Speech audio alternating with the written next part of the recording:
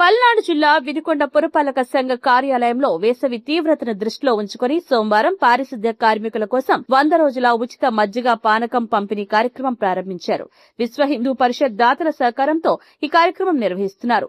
తొలి రోజు గజవల్లి నాగపవన్ కుమార్ మరియు ఆయన మిత్రులు మజ్జిగ పంపిణీ చేశారు.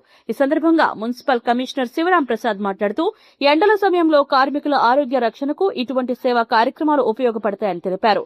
భవిష్యత్తులో వీటితో పాటుగా మరిన్ని సామాజిక కార్యక్రమాలు చేపట్టాలని సూచించారు. అనంతరం విశ్వ హిందూ పరిషత్ సభ్యులు కమిషనర్ ను సెలవుతో సత్కరించారు. కార్యక్రమంలో శానిటరీ ఇన్స్పెక్టర్ ఇస్మాయిల్, విశ్వ హిందూ పరిషత్ జిల్లా అధ్యక్షుడు భాగవతుల రవికుమార్, భవనాసి సాంబశివరావు, అచ్యుత మోహన్ రావు, సిబ్బంది, పారిశుద్ధ్య కార్మికులు పాల్గొన్నారు.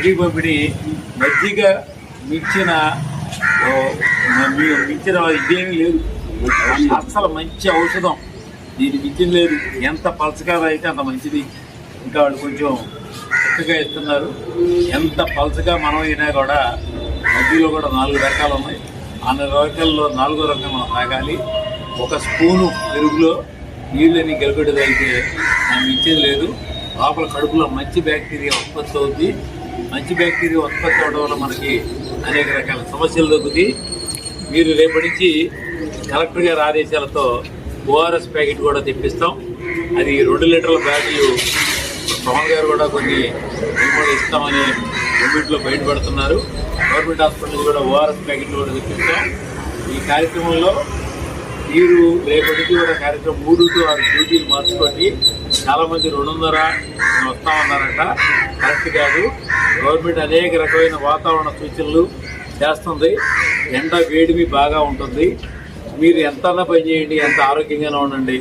లోపలికి వెళ్తే స్ట్రాయిస్ తాగినట్టు సూర్యుడు కూడా మన ఒంట్లో ఉన్న అంతా కూడా సూర్య అతినీల లోహిత కిరణాలు అనేది ఈ పీరియడ్లో అల్ట్రావైలెట్ రేస్ ఎక్కువగా పడతాయి. మంచి బాడీ మీద పడితే ఆ బాడీలో అన్నీ కూడా వెట్ అంతా బయటికి పోతుంది. దానివల్ల ఇబ్బంది పడతారు. రేపటి నేను ఆల్రెడీ ఆర్డర్ టైప్ చేయమన్నాను. రేపు అంబేద్కర్ జయంతి, దాన్ని కూడా ఘనంగా నిర్వహించుకుందాం. అది అయిన తర్వాత 15వ తారీఖు నుంచి 3 to 6 కార్యక్రమం పెట్టుకోండి. చల్లబడిన తర్వాత చేస్తే మీకు ఆరోగ్యం, అందరికీ ఆరోగ్యం. ఎవరో ఆరోగ్యాలు పాడు చేసుకోకూడదు. ఇక్కడ గొప్ప విషయం ఏంటంటే